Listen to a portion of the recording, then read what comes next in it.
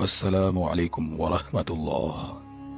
آج ہم بات کریں گے اس حدیث کی جس سے امام بخاری نے اپنی کتاب کا آغاز کیا اور جس میں صرف ایک جملے نے لاکھوں انسانوں کی زندگیاں بدل دیں۔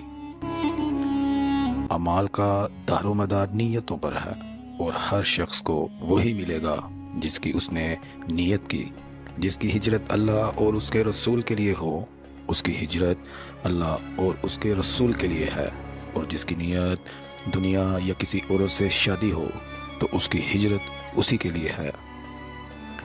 آج ہم لوگ صرف عمل دیکھتے ہیں کہ کون مسجد جاتا ہے، کون داڑھی رکھتا ہے، کون صدقہ دیتا ہے، لیکن اللہ صرف عمل کو نہیں دیکھتا، وہ دیکھتا ہے نیت کیا ہے۔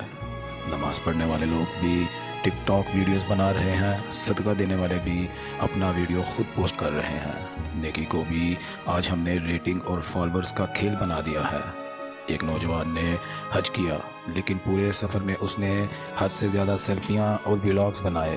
لوگ اسے حاجی سمجھتے رہے، لیکن اللہ کے ہاں وہ صرف سفر پر کرنے والا ہی تھا، کیونکہ اس کی نیت ریا تھی، ریلز تھیں، شہرت تھی، اللہ نہیں تھا۔